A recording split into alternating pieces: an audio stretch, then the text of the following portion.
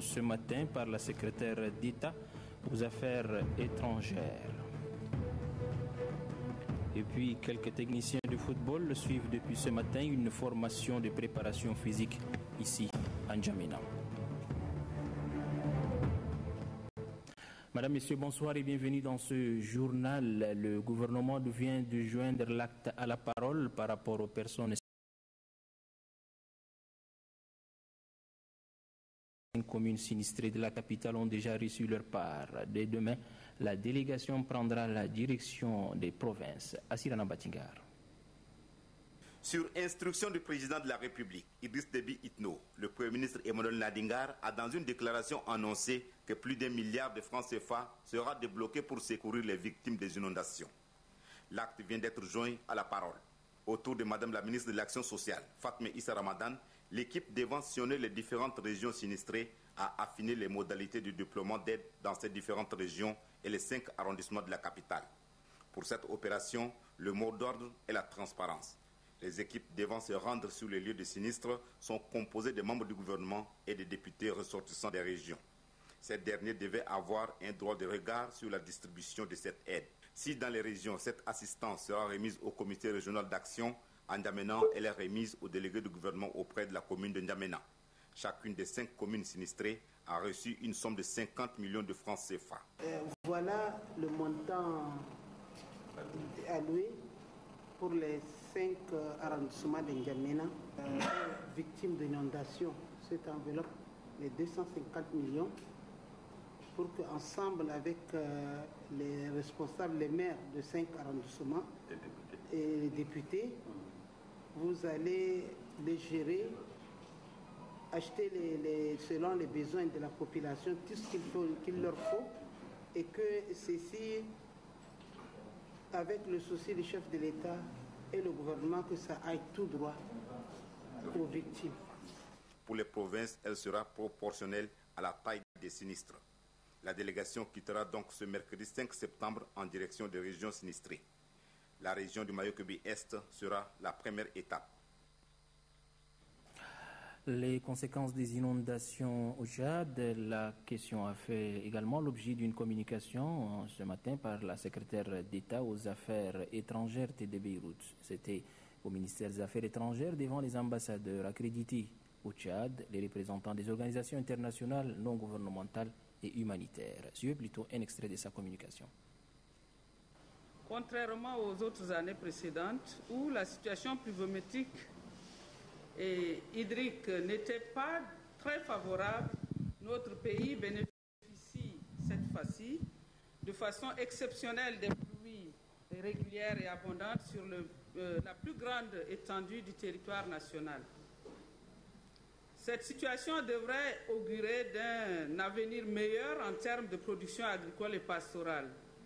Cependant, force est de constater que cet espoir est en train d'être quasiment annihilé par les inondations inattendues enregistrées dans les principales zones de production agricole et pastorale et qui sont de nature à hypothéquer les bonnes tendances de production escomptées. Ce phénomène vient s'ajouter aux menaces qui pèsent déjà sur les cultures avec l'apparition des criquets dans certaines régions du Tchad.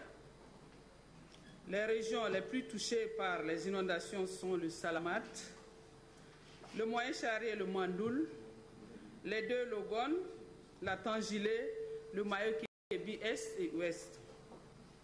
Les eaux de pluie ont causé d'innombrables dégâts, notamment plusieurs hectares de cultures vivrières et de rentes engloutis, ainsi que de nombreux aménagements hydro-agricoles inondés.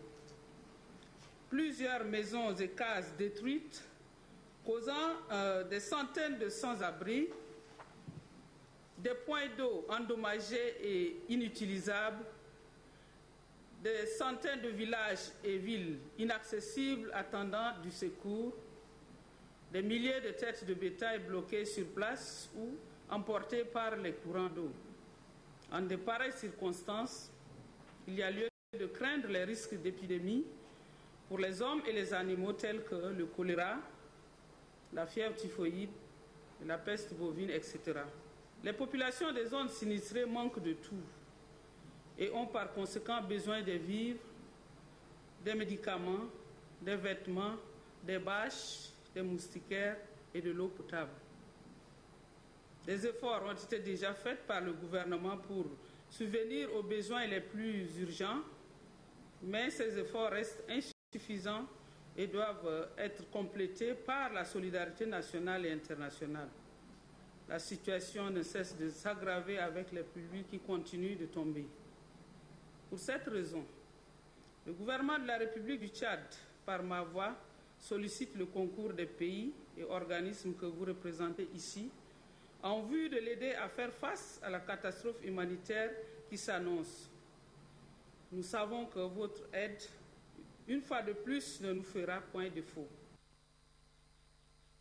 C'était la communication sur les conséquences des inondations au Tchad faite par la secrétaire d'État aux Affaires étrangères ce matin devant les ambassadeurs accrédités au Tchad et les représentants des organisations internationales non gouvernementales et humanitaires. Deuxième session ordinaire du Conseil économique, social et culturel. Les travaux ont débuté ce matin au ministère des Affaires étrangères, placé sous le thème promotion et développement du sport au Tchad, cas du football. Cette session permettra aux participants de plancher sur les mots qui minent le football tchadien. Adoumbe Hortense. Si à la première session ordinaire de février 2012, le Conseil économique, social et culturel a traité de l'impact de la violence en milieu scolaire sur le système éducatif, la seconde met cette fois-ci le focus sur le développement du sport au Tchad. Le cas le plus spécifique est celui du football, le sport roi. Cette discipline sportive qui, malgré les investissements colossaux, peine à produire des résultats probants. Les équipes tchadiennes brillent souvent par des échecs face aux équipes étrangères. Et comme de tradition, le Premier ministre Emmanuel Nadingar, les membres du gouvernement, les présidents des grandes institutions, les ambassadeurs et les représentants des organisations internationales ont honoré de leur présence cette cérémonie d'ouverture. Il s'agira, lors de cette deuxième session ordinaire, d'identifier les mots qui minent le football tchadien et au-delà apporter des correctifs. À titre illustratif, la troupe théâtrale Khadja Kossi a présenté un sketch. Le président du Conseil économique, social et culturel, Lamana Abdoulaye, affirme qu'il sera aussi question à cette rencontre d'évaluer la politique du gouvernement en matière de sport. Durant 2 semaines, vous aurez à faire l'état des lieux du football tchadien. Le mot qui mine ce sport est tenté de proposer des pistes de solutions permettant de le booster par des mesures appropriées. Comme vous le savez, notre méthode de travail est participative. Vous aurez à analyser sans complaisance le football tchadien, aidé en cela par des professionnels du ballon rond, des partenaires du monde sportif, tant public que privé. Lamana Abdoulaye invite enfin les différents partenaires du monde sportif à partager leurs expériences afin que l'hymne national, la tchadienne, retentisse sur les différents stades du monde. Une nouvelle brève, le ministre de la Sécurité publique et de l'immigration, Ahmad Mohamed Bachir, a eu ce mardi 4 septembre 2012 une séance de travail avec une mission du département d'État américain en séjour au Tchad. Les questions abordées sont la sécurité aux frontières. À cet effet, la délégation américaine a discuté avec le ministre et son staff de la mise en œuvre d'un programme qui permettra aux fonctionnaires tchadiens à l'aéroport de N'Djamena d'utiliser la nouvelle base de données électroniques afin de saisir et enregistrer des données sur les personnes transitant par le Tchad. Réunion extraordinaire ce matin à la cellule permanente du ministère de l'Agriculture. Il s'agit pour les participants de faire un état des lieux de la campagne agricole et chercher des voies et moyens pour faire face aux nombreux cas d'inondation. Doba Robert. Les grosses pluies qui se sont abattues cette année sur l'ensemble du territoire national ne sont pas sans conséquences. Elles ont fait des sans-abri. Plus de 250 000 hectares de culture sont également envahis par les eaux de pluie. Une situation qui ne laisse pas indifférent le pouvoir public et ses partenaires au développement qui tiennent une séance de concertation. Ils entendent ainsi conjuguer les efforts afin de parer à toute éventualité. Il est question au cours de cette rencontre de prendre des dispositions pour pouvoir assister les populations sinistrées. Outre le fonds qui leur sera alloué, le Programme alimentaire mondial PAM, l'Organisation des Nations Unies pour l'alimentation et l'agriculture FAO et bien d'autres partenaires comptent assister les sinistrés par des vivres. S'agissant des ennemis des cultures, le ministre de l'Agriculture et de l'Irrigation souligne que toutes les dispositions sont prises par le Comité d'action de sécurité alimentaire et de gestion des crises. Nous sommes en train de suivre de très près la situation sur le terrain. Nos services déconcentrés sont là. Les produits ont été déjà prépositionnés. D'autres produits sont partis depuis hier de N'Djamena vers les endroits les plus vulnérables. Des équipes sont aussi en train de partir un peu partout dans les zones les plus vulnérables. En ce qui concerne la situation acridienne, elle est sous contrôle. Selon le ministre de l'Agriculture et de l'Irrigation, toutes les mesures sont prises par l'État afin de lutter contre l'insécurité alimentaire. Restez avec nous, Robert, pour nous parler des conclusions de la mission de supervision du programme de labour du programme du PNSA dans le Hadjar Lamis. Guité, une localité de la région de Hadjar Lamis, située à plus de 100 km de N'Djamena, a constitué la dernière étape de la mission d'évaluation menée par le superviseur du programme labour du PNSA pour la région de Hadjar Lamis, Ahmad Abakar. C'est une descente sur le terrain qui a permis au chef de mission d'évaluer l'impact des tracteurs mis à la disposition des producteurs. Au-delà des cultures pluviales, ces tracteurs ont permis aux producteurs de pratiquer des cultures de contre-saison. Plus de 160 hectares sont exploités par ces producteurs. Pour eux, la campagne agricole s'annonce bonne. Une bonne campagne agricole qui se concrétise par la récolte de ces tubercules de manioc, des gombos et du maïs. De l'autre côté, l'on s'attelle à défricher des surfaces pour les cultures de contre-saison. Pour les chargés d'encadrement des producteurs, les tracteurs mis à leur disposition vont véritablement contribuer à la lutte contre l'insécurité alimentaire. Les producteurs sollicitent l'appui du Programme national de sécurité alimentaire PNSA en intrants et autres matériels appropriés pour les cultures maraîchères. D'ores et déjà, le PNSA s'est dit disposé à répondre aux besoins des producteurs. Nous consacrerons beaucoup de moyens conséquents pour ceux qui pratiquent le maraîchage, comme ici à Guité. Parce que le maraîchage, eh bien, non seulement c'est une activité génératrice de revenus, mais c'est Guité qui alimente en fait la capitale en produits maraîchers. En tout ce qui est tomates, patates, ça vient de Guité, tout le monde le sait. Et donc nous ferons tout pour satisfaire les besoins des producteurs de Guité. S'appuyant sur la mission assignée au PNSA, Ahmad Abakar indique que son institution a pour vocation de lutter contre l'insécurité alimentaire. Une politique qui coïncide avec la vision du chef de l'État axée sur le développement du monde rural. Un déplacement signalé, le secrétaire d'État à l'administration du territoire et à la décentralisation, Mohamed Modou Abdoulaye, à la tête d'une délégation composée du directeur général des statistiques, directeur des affaires politiques et de l'État civil, conseiller économique, point focal du programme d'appui à la bonne gouvernance de l'État civil, a quitté N'Djamena ce mardi 4 septembre 2012 pour prendre part à la conférence des ministres africains chargés de l'enregistrement des faits statistiques d'État civil à Durban, en Afrique du Sud. Le directeur général de l'investigation économique et financière du ministère de la Justice et de l'assainissement public poursuit sa série de visites et de vérifications de l'effectivité et du bon déroulement des missions. Ce matin, l'équipe s'est rendue au ministère de l'Environnement, à la direction des douanes et dans un hôtel des impôts. Grand Gacha Mirima. C'est une visite inopinée de la direction de l'investigation économique et financière du ministère de la Justice, de l'assainissement public et de la promotion de la bonne gouvernance dans tous les ministères. Gardigan Penari Sarous, directeur de cette institution, s'est rendu de prime abord au ministère de l'Environnement et des Ressources halieutiques, à la direction générale des douanes et dans un hôtel des impôts situé au quartier Ndjari 4.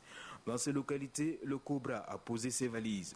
Cette mission a pour but de passer au plein fond l'exécution du projet de la ceinture verte de N'Djamena. Il s'agit pour les agents de la mission Cobra de procéder à toutes les vérifications des pièces administratives ayant servi à la livraison des produits et matières des commerçants lors des différents appels d'offres. Et pour ce faire, les agents se servent également de la mercuriale des prix pour conforter toutes les dépenses effectuées dans ce sens. Un appel est lancé à l'endroit de tous ceux qui n'ont pas jusqu'à ce jour régularisé leur situation vis-à-vis de l'État. Du côté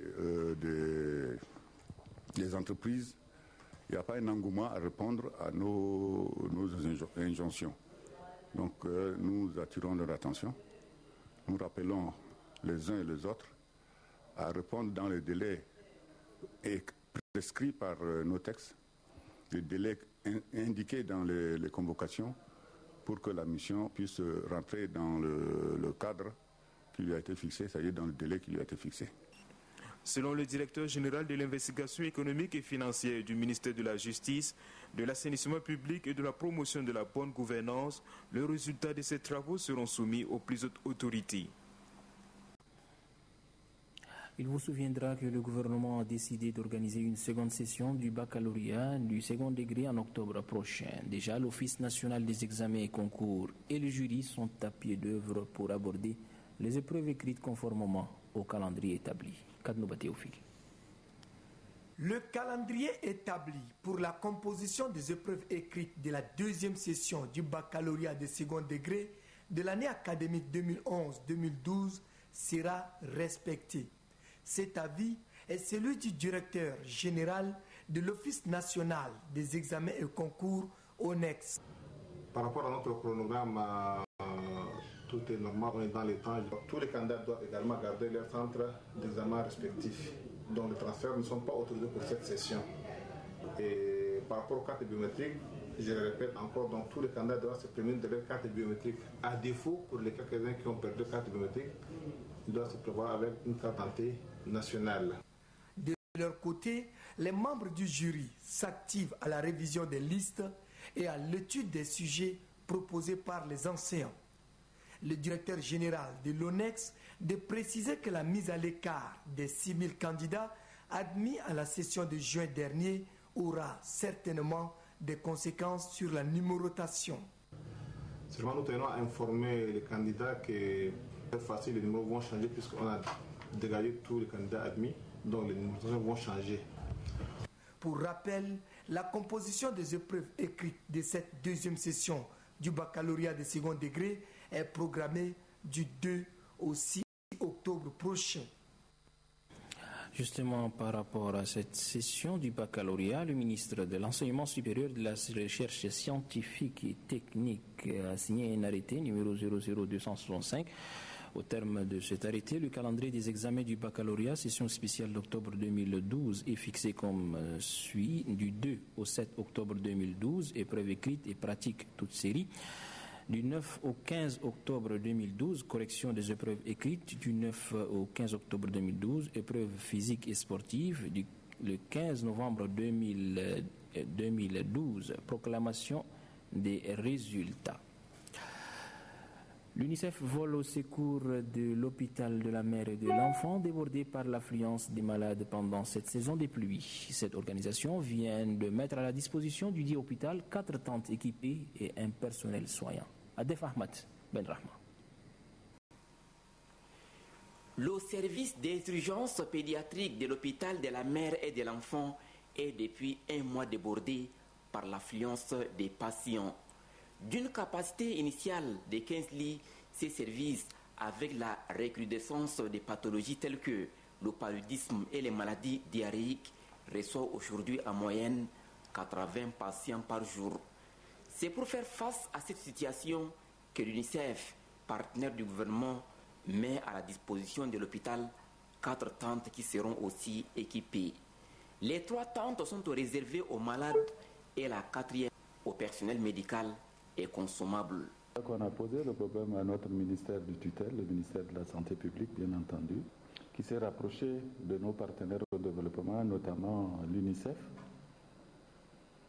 Ils sont venus évaluer la situation et l'UNICEF a été le premier à réagir. Le directeur général de l'hôpital précise aussi que l'UNICEF les a appuyés par un personnel soignant. L'UNICEF s'est engagé à prendre, pendant cette période de saison de pluie, des jeunes médecins, des paramédicaux et du personnel de surface pour une période de 1 mois. En ces temps de crise sociale, souligne le directeur général, les portes de sa structure sanitaire sont grandement ouvertes pour accueillir les patients. L'occasion a été indiquée pour lui d'exprimer sa gratitude à l'UNICEF pour cette contribution. Quelques jeunes sont en formation sur les techniques de sensibilisation sur le don du sang. C'est une initiative du programme des volontaires tchadiens pour le développement. Les travaux se déroulent au CEFOD. Anastasie Bissi. Ces jeunes issus de diverses structures vont réfléchir et débattre sur des modalités du don du sang pour sauver des vies. Désormais bien outillés, ils auront pour mission de vulgariser la culture du don du sang au sein des populations. La transfusion sanguine du don du sang s'effectue après avoir passé quelques tests. Il s'agit des tests de dépistage du VIH-Sida, de l'hépatite B et C et de la syphilis. Par contre, les femmes enceintes, les diabétiques, les tensionnels et bien d'autres malades ne peuvent faire un don du sang. Le don du sang ne comporte aucun risque. Une personne bien portante peut régulièrement donner son sang. Les hommes peuvent le faire une fois tous les 3 mois et les femmes une fois tous les 4 mois. En l'honneur des prédicateurs qui ont effectué une tournée en N'Djamena et ses environs, le centre Abdoulaye Ibn Abbas pour les sciences islamiques a organisé hier une cérémonie de reconnaissance. Cérémonie présidée par Cheikh Hissène Hassan Abakar, président du Conseil supérieur des affaires islamiques. Reportage Suleiman Diabo. Subdivisé en 30 caravanes, des 128 prédicateurs du centre Abdoulaye Ibn Abbas pour les sciences islamiques viennent de mettre un terme à une série de campagnes de prêche. Cette cérémonie est en l'honneur des oulémas qui ont consacré 10 jours d'enseignement et d'orientation dans les différentes mosquées de la ville de N'Djamena et de ses environs. Supervisé par la direction des prêches et des prédications du Conseil supérieur des affaires islamiques du Tchad, les thèmes des prêches étaient consacrés exclusivement au béaba des sciences islamiques. La purification du corps, les prières et la lecture du Saint-Coran sont entre autres les sujets développés. Les présidents du comité d'organisation, les représentants des prédicateurs et les responsables du centre Abdoulaye Ibn Abbas ont tous loué l'initiative de la direction de presse et des prédications et un appel à sa pérennisation. Le directeur des prêches et des prédications du Conseil supérieur des affaires islamiques du Tchad, Cheikh Saleh Mohamed Ramadan, exhorte les fidèles à poursuivre les prières pour l'instauration de la paix au pays, condition sine qua non pour la propagation du savoir. Le président du Conseil supérieur des affaires islamiques du Tchad, Cheikh Hissène Hassan Abakar, encourage les jeunes à bien connaître la religion afin de barrer la route à ceux qui prêchent sans connaissance approfondie. Pour s'adapter aux réalités de l'heure, le centre Abdoulaye Ibn Abbas pour les sciences islamiques a créé un centre dénommé Académie pour l'alphabétisation. La première promotion des élèves ayant réussi au BEPC et leurs enseignants ont été distingués. Ils ont reçu des attestations d'encouragement.